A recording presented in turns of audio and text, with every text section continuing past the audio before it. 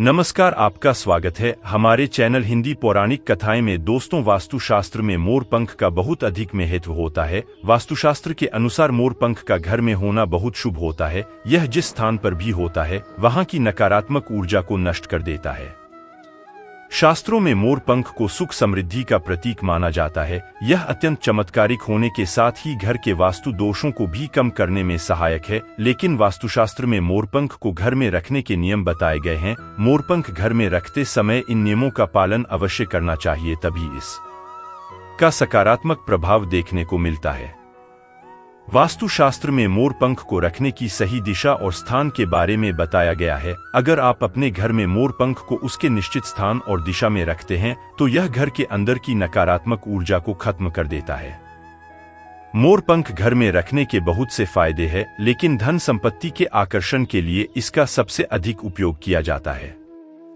अगर आपके घर में पैसे की तंगी है, धन का खर्च अधिक होता है, घर में पैसा नहीं आता है, तो आप अपने घर पर मोर पंख जरूर लेकर आए और उसे सही दिशा में स्थापित करें। यह निश्चित ही आपके धन में वृद्धि करेगा। वास्तुशास्त्र में घर में कितने मोर पंख रखने चाहिए इसका रहस्य भी बताया है।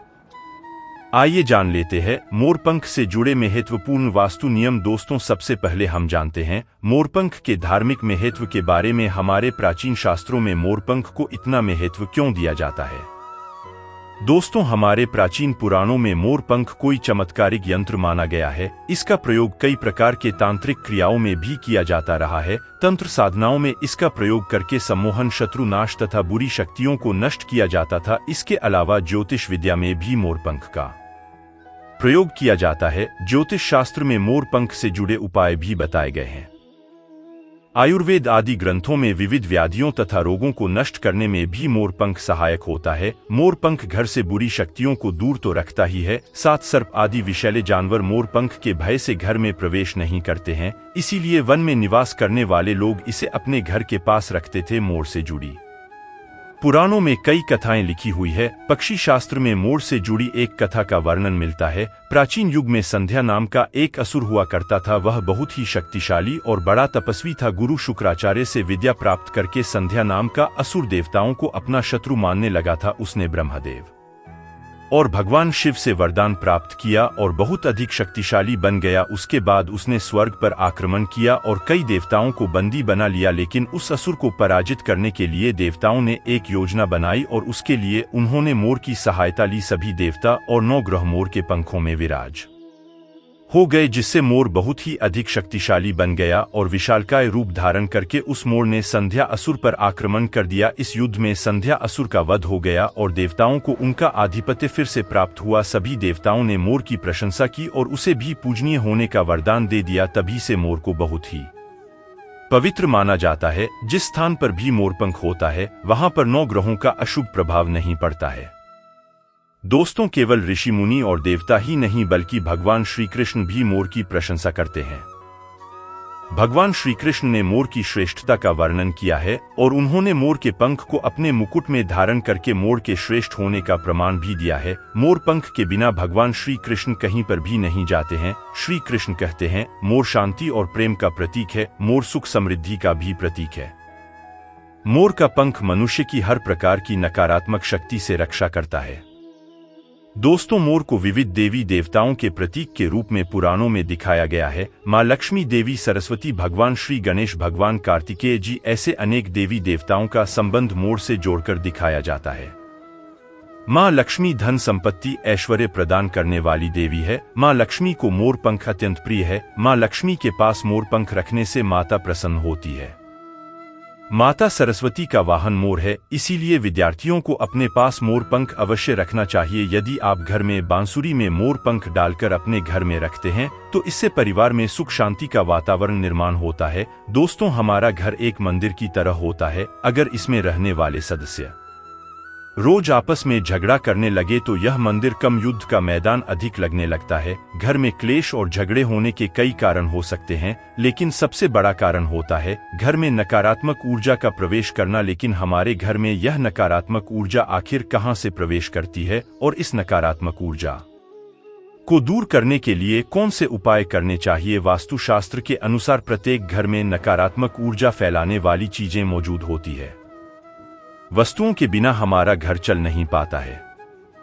इन वस्तुओं को तो हम घर से बाहर नहीं निकाल सकते हैं, लेकिन उस नकारात्मक ऊर्जा को अवश्य बाहर निकाल सकते हैं।